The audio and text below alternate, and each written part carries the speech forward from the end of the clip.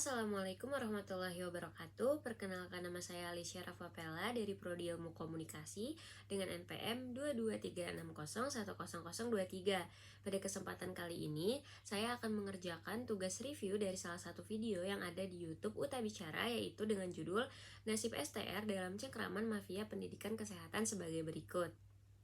Sejak 8 Agustus 2023, Undang-Undang Nomor 17 Tahun 2023 tentang Kesehatan mulai diberlakukan, diikuti dengan munculnya surat edaran tentang penyelenggaraan registrasi bagi tenaga medis dan tenaga kesehatan pasca terbitnya Undang-Undang Nomor 17 Tahun 2023 tentang Kesehatan, di mana di dalamnya berisi tentang ketentuan mengenai proses penerbitan STR atau disebut sebagai surat tanda registrasi dengan campur tangan kolegium.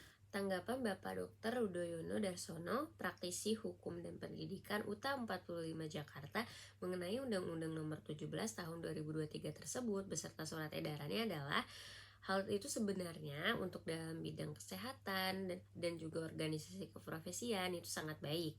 Pemerintah mengambil alih hak untuk mengatur kompetensi sehingga seseorang dalam menjalankan profesinya akan sesuai dengan kompetensi yang dibutuhkan oleh negara saat ini.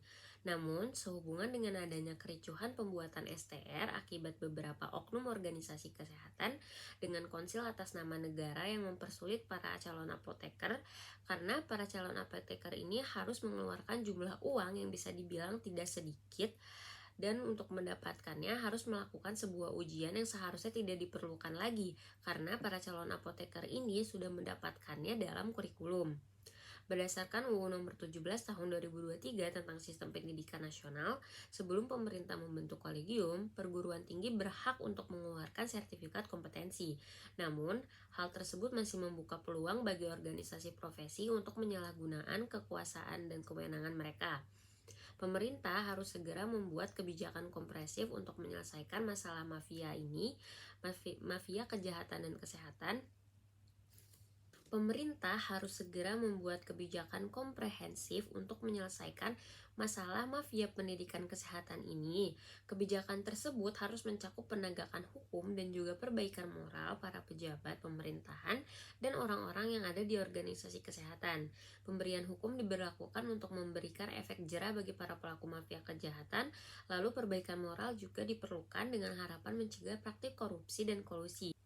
Menurut saya, pemerintah sudah mengambil langkah yang tepat dengan mengeluarkan undang-undang dan juga mengambil alih hak kompetensi ini, karena kompetensi tersebut akan lebih membuat para calon dari ketenaga kerjaan ini sesuai dan juga siap dengan standar yang dibutuhkan oleh negara ini.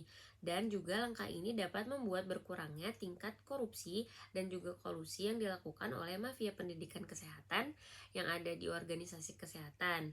Namun, pemerintah juga wajib lebih mengawasi berjalannya STR ini untuk mengurangi peluang bagi para mafia kejahatan dalam mencari celah untuk korupsi lagi, dan pemerintah juga seharusnya lebih tegas dalam mengambil tindakan bagi para mafia pendidikan kesehatan ini agar menimbulkan efek jera dan juga mengurangi kecenderungan korupsi dan juga kolusi. Sekian yang dapat saya sampaikan. Terima kasih sudah menonton. Wassalamualaikum warahmatullahi wabarakatuh.